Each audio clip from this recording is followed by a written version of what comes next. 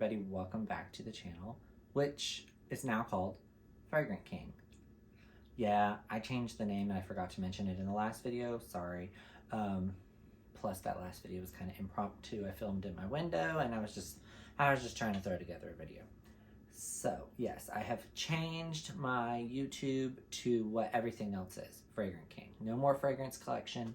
That was where we started, but now we are here with the crown at Fragrant King. So Instagram, YouTube, and TikTok are all Fragrant King. That is my moniker. That's out of the way. Reason we are here is the 36th release. Yes, number 36 from Miss Britney Jean, Jungle Fantasy. So I feel like this got announced maybe early July, maybe late June, that there was going to be another Britney. There was an announcement, I want to say like in February or March, that there was going to be a new Britney scent, but then nothing came of it. And I had read through a lot of like pretty verified groups that I follow that give me all the Britney tea. They said it was going to be a new Prerogative spinoff. First it's going to be a whole new scent, and then it's going to be another Prerogative, because we have Prerogative Ego, and Prerogative Rave.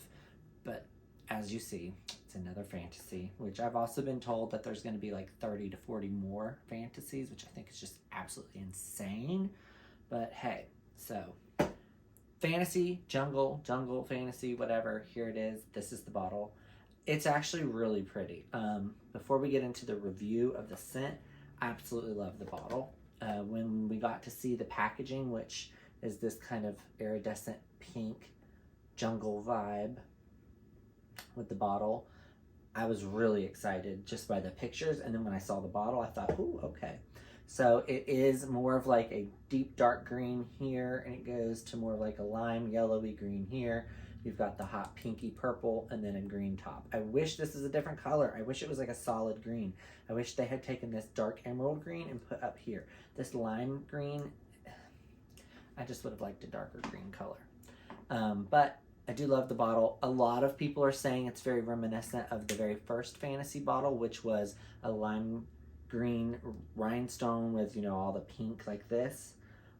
I see that. I didn't grab my original fantasy. It's behind me, but it's got odes, nodes, throwbacks. It's got nods, whatever you want to call it, to the original bottle. But I get it. They're going with a whole jungle vibe. You know, this is very tropic.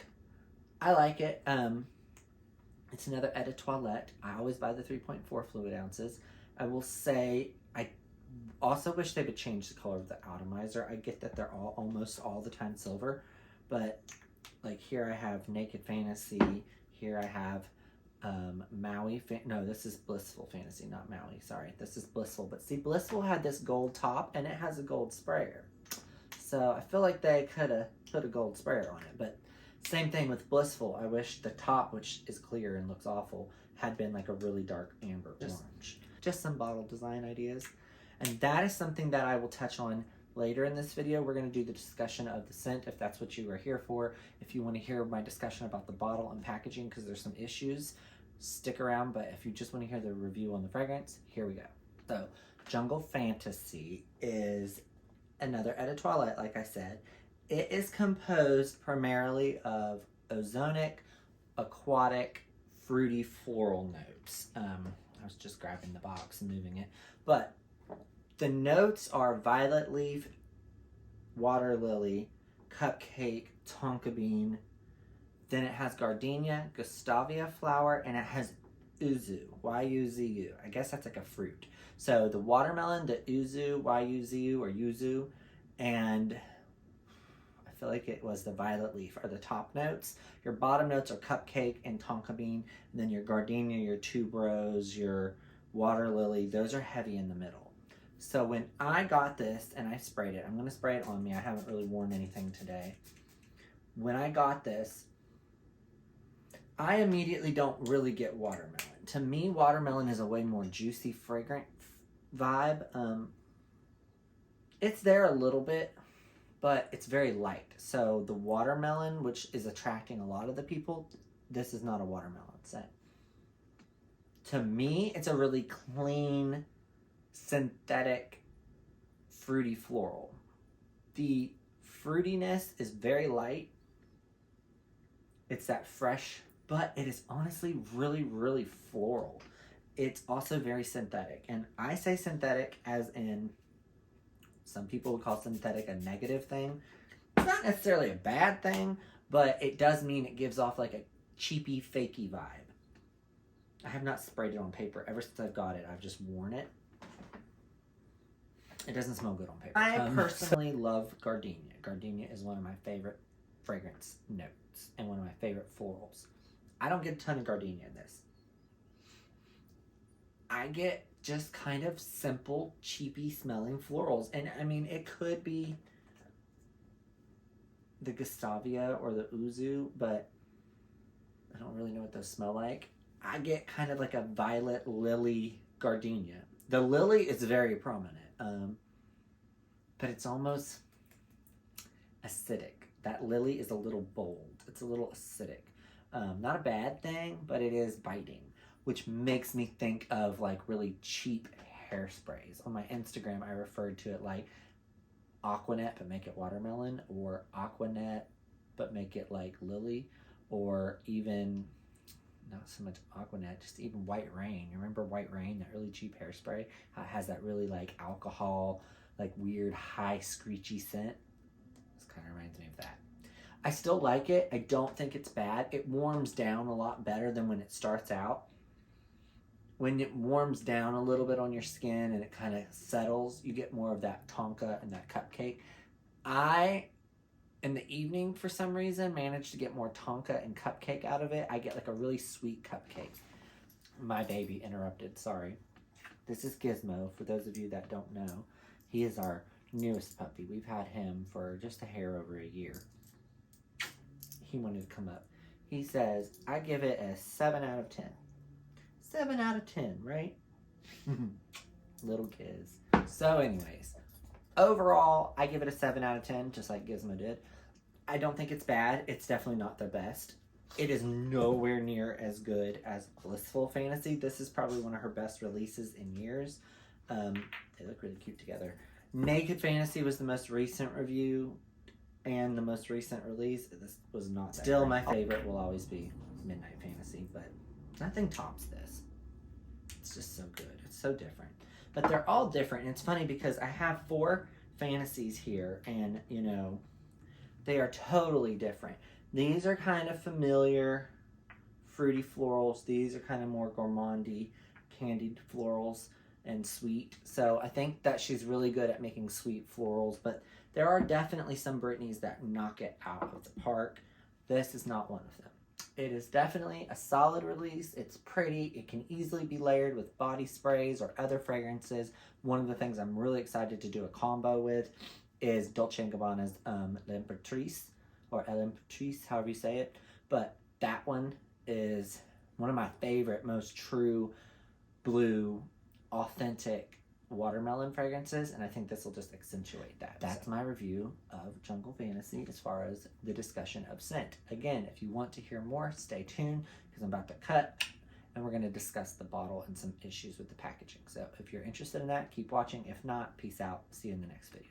So, bottle and discussion of box.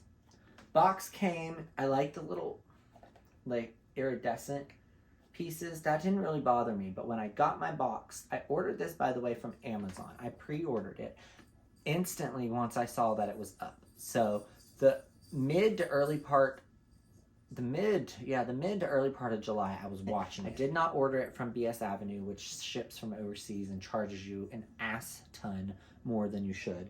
Since the last 4 or 5 releases have came through Amazon, I've no longer ordered from BS Avenue.